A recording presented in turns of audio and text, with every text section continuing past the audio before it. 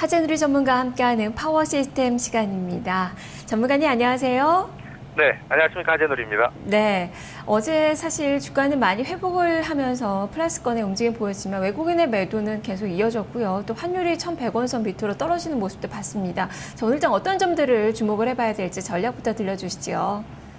네, 오늘 시장의 전략은 바로 그 환율의 방향성이 많이 좌우될 것 같습니다. 오늘 그 타이틀은 환율 변화에 수급이 바뀔 수 있다. 이렇게 타이틀을 정하겠습니다. 자, 환율에 따라서 외국인들의 매도 가능성은 열려 있을 수밖에 없겠죠. 환차 손이 나오는 것까지 감안하지는 않을 테기 때문에 이런 부분을 감안을 꼭 하시면서 시장 방향성을 보셔야 되겠는데요.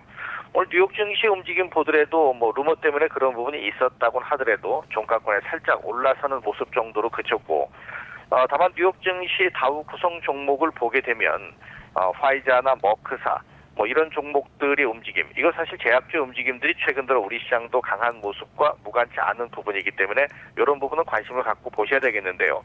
오늘의 핵심 포인트의 첫 번째는 말씀드린 대로 환율의 문제입니다. 지금 현재 그 환율이 1,100원이 깨져 내려오면은 아마 조금 더 열려 있는 부분은 1,050원까지도 열려 있다, 1,060원까지도 열려 있다. 이렇게 설왕설래 말은 많습니다만 일단 내려설 수 있다. 워낙 강세가 나타날 수 있다. 이 부분에다가 어느 정도 무게 중심이 실린 것 같습니다. 따라서 환율 변화 장중에 분명히 체크하셔야만 종목 대응력이 확인될 수가 있겠고요. 이러다 보니까 시장에서는 내수 소비 업종에 주목할 필요가 있고, 반면에 수출주의 주가 추이도 체크를 하셔야 됩니다. 화면 보시게 되면은 여기 식음료 업종인데요.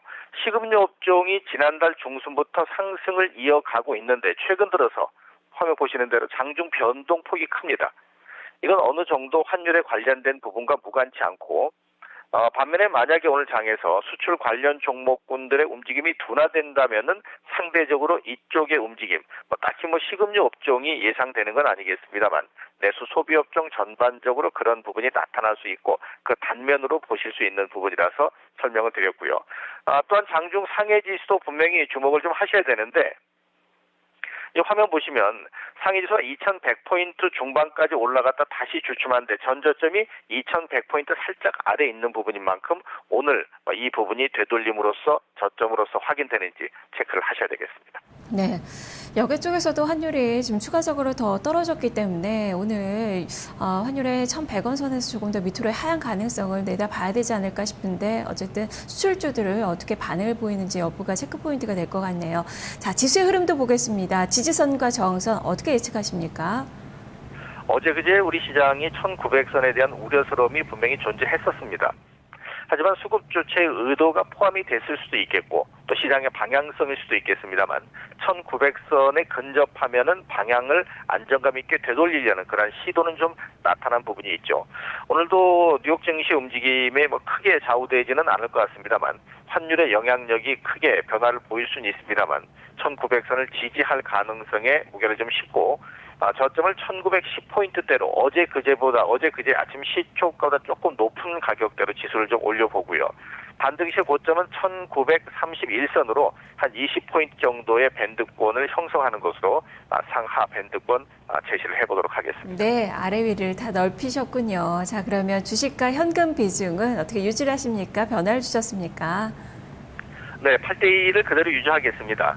특별히 변화 모습을 보이지는 않고 있고, 다만 종목에 대해서는 앞서 말씀드린 대로 환율에 민감한 종목들이 분명히 존재하기 때문에 그런 부분의 종목군들을 다소 좀 배제한 채 환율에 포지티브한 영향을 받는 쪽, 이런 쪽에 접근할 수 있는 방법으로 80% 운용을 하시면 좋겠다 싶습니다. 네, 종목을 좀 보죠. 오늘 어떤 섹터 중심으로 좀 봐야 될지 두 종목 골라주시죠.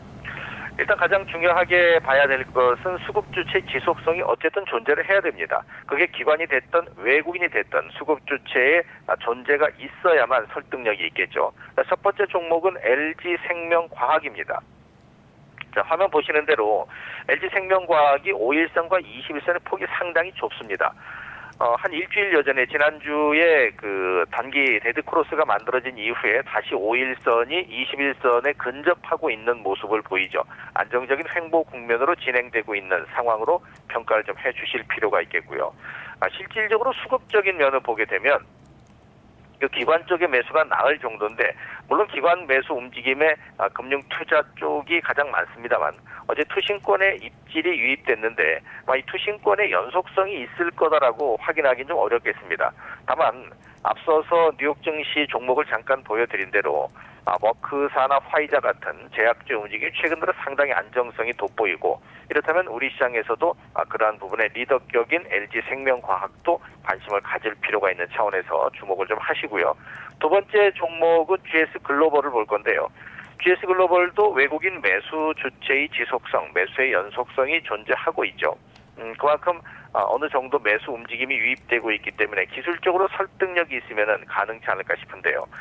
GS글로벌이 횡보 국면이 2주째 진행이 되고 있는데 화면 보시는 대로 저점에 대한 부분은 아주 안정적으로 일치하고 있고 밴드권의 상단 부분도 일치하는 모습을 보이고 있습니다. 그렇다면은 어제 종가가 13,700원대 마감이 됐었기 때문에 여기 바로 이 부분, 이 부분에 어느 정도 안정감이 확인될 수 있다면 그러니까 13,500원 아래입니다.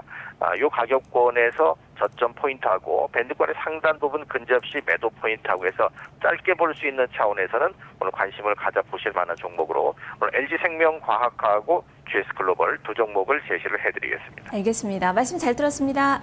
감사합니다. 네.